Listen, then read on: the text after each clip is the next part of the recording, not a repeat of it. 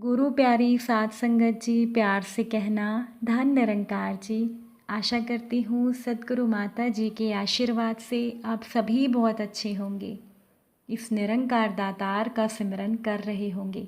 आइए आज की साखी सुनते हैं। साध संगत जी, मृत्यु टाले नहीं टलती, चाहे कितनी भी चतुराई की जाए। मृत्यु तो एक अटल सत्य है।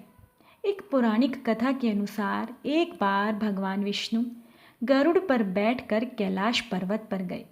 द्वार पर गरुड़ को छोड़कर भगवान विष्णु भगवान शिव से मिलने अंदर चले गए।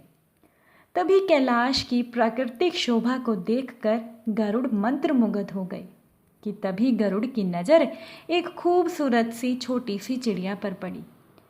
उसी समय कैलाश पर यमदेव पधारे और अंदर जाने से पहले उन्होंने उस छोटी सी चिड़िया को बड़ी हैरानी से देखा।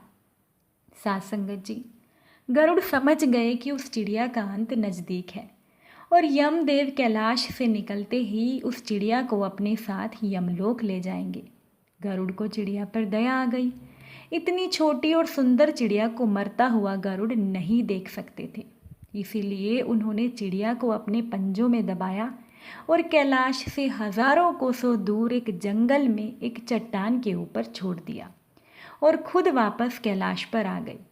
जब यमदेव बाहर आए तो गरुड़ ने यमदेव से पूछ ही लिया कि आखिर वो उस चिड़िया को इतनी हैरानी भरी नज़र से क्यों देख रहे थे।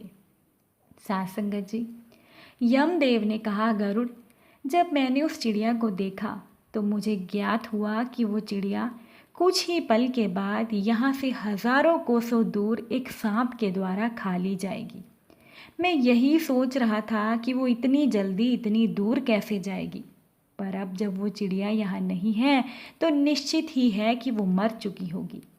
साध संगत जी, गरुड़ समझ गए कि मृत्यु टाले नहीं टलती, चाहे कोई कितनी भी चतुराई कर ले।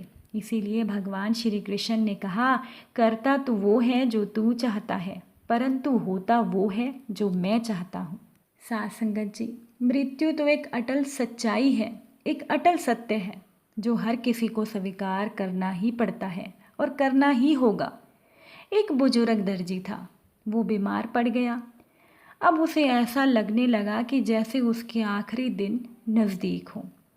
अब वो अपनी आखिरी घड़ियां गिनता हुआ बिस्तर पर लेटा हुआ था। एक रात उस दर्जी को सपना आया कि वो मर गया है और यमदूत उसे अपने साथ एक बड़ी सी रस्सी में बांधे हुए ले जा रहा है। रस्सी को देखकर उस दर्जी को बड़ी हैरानी हुई। उस मोटी रस्सी में रंग बिरंगी बहुत सी झंडियाँ लगी हुई थी, एक से एक सुंदर झंडियाँ जो उस रस्सी को बड़ा खूबसूरत बना रही थी। दर्जी ने सुन रखा था कि यमदूत बहुत बुरी तरह से घसीटते हुए ले जाते हैं काली मोटी रस्सी में जिसमें खून लगा हुआ होता है, पर यह तो बहुत सुंदर रस्सी थी।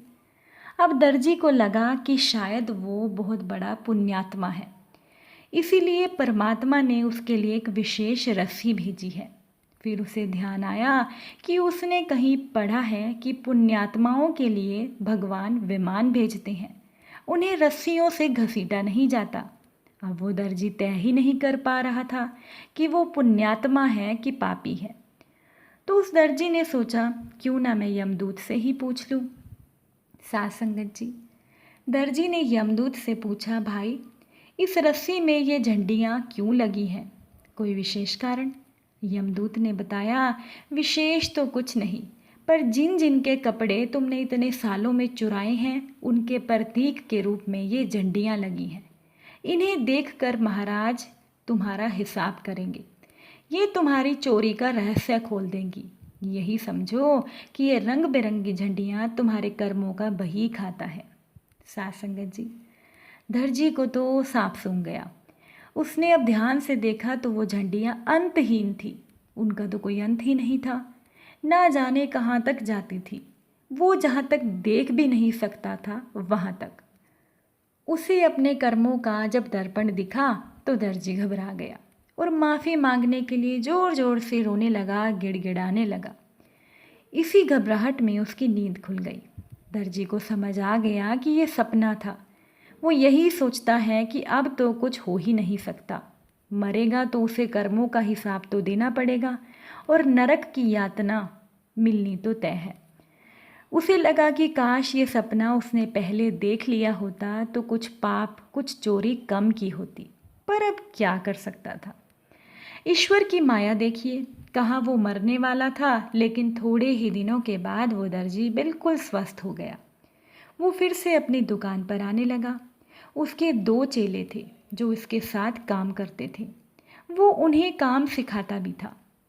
दर्जी ने अपने चेलों को बुलाकर अपने सपने की बात बताई और कहा कि एक बात का ध्यान रखना, मुझे अपने ऊपर भरोसा नहीं है।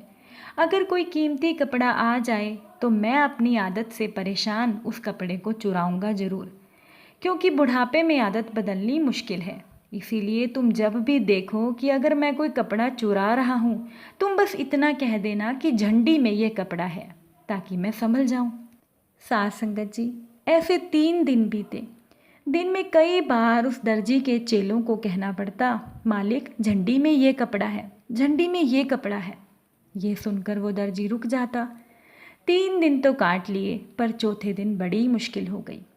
शहर के सबसे बड़े सेठ का कपड़ा बनने आया। वो कपड़ा बाहर से मंगाया गया था। इतना सुंदर और कीमती कपड़ा तो दर्जी ने अपनी पूरी जिंदगी में पहले देखा ही नहीं था। अब उसके दिमाग में तरह तरह के विचार बनने लगे कि इस कपड़े को अगर इधर से चुराऊंगा तो क्या बनेगा, उधर से चुराऊंगा तो क्या बनेगा। उसने कैंची उठाई और खेल शुरू कर दिया तो उसके चेले चिल्ला पड़े, झंडी में ये कपड़ा है, झंडी में ये कपड़ा है। वो दर्जी तेजी से कैंची चलाता जा रहा था और चेले चिल्लाते जा रहे थे कि झंडी में ये कपड़ा है। उस दर्जी ने कान में रुई डाल ली और लगा कपड़ा चुराने। एक चेला नज़दीक आया और बिल्कुल उस दर्जी के कान में बोला, उस्ताद जी झंडी में ये कपड़ा है। दर्जी ने उसे अनसुना कर दिया, पर शिष्य फिर चिल्लाया। अब इस बार तो दर्जी से बर्दाश्त नहीं हुआ। उसने कहा, बंद करो नालायकों, इस रंग के कपड़े की झंडी वहाँ पर थी ही नहीं। क्या झंडी झंडी लगा रखी है, और अगर हो भी तो क्या फ़र्क पड़ता है। जहाँ पर इतने रंगों की झंडियाँ लगी थी वहाँ एक और सही। साथ संगत जी, यही हाल तो हर किसी इंसान के संकल्पों का है। जब हम परेशानी में पड़ते हैं तब हमें ईश्वर विशेष रूप से याद आने लगते हैं। हमारे अंदर के भाव दया करुणा जाग उठती है, पर वो सब बनावटी होता है। समय फिरते ही नज़रें फिर जाती हैं। ज़्यादातर लोग इसी तरह की ज़िंदगी जी रहे हैं। जब ज़िंदगी में कोई दुख आता है तो एक अलग तरह की ज़िंदगी जीते हैं, और जब दुख के दिन बीत जाते हैं तब हमारी ज़िंदगी बिल्कुल अलग हो जाती है।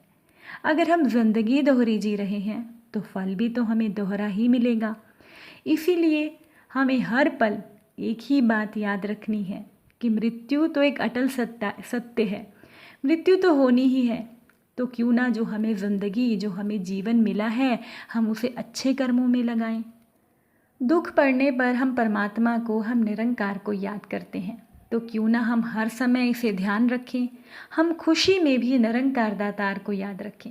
अगर हम खुशी में इस परमात्मा को ध्यान रखेंगे, इस परमात्मा को याद करेंगे, तो यकीन मानिए हमारी ज़िंदगी में दुख आएंगे ही नहीं। साथ संगत जी, हमें ये इतना अनमोल मनुष्य जीवन मिला है इस परमात्मा की जानकारी के लिए, निरंकार की जानकारी के लिए, और हमें सतगुरु ने ज्ञान रूपी चक्षु बख्श कर इस निरंकार की पहचान कराई है, परमात्मा के दर्शन करवाए हैं। तो हमें भी अपनी पूरी ज़िंदगी सतगुरु के दिखाए हुए रास्ते पर ही चलना चाहिए। हमारे सतगुरु हमसे चाहते हैं कि हम अपनी ज़िंदगी का हर एक पल अच्छे कर्मों में लगाएं। इस निरंकार दातार को हर पल ध्यान रखें, क्योंकि ये निरंकार दातार हमारे अंग संग है, कण कण में व्यापक है। इसीलिए साथ संगत जी, इस बात को ध्यान में रखते हुए कि मृत्यु एक अटल सत्य है, एक सच्चाई है जो किसी की भी नहीं टलती। हर किसी की मृत्यु तो होनी ही है। इसीलिए जो भी जीवन मिला है उसे हम अच्छे से अच्छे कर्मों में लगाएं, ताकि हम अपना लोक सुखी और परलोक सुहेला कर पाएं। साथ संगत जी, प्यार से कहना, धन निरंकार जी।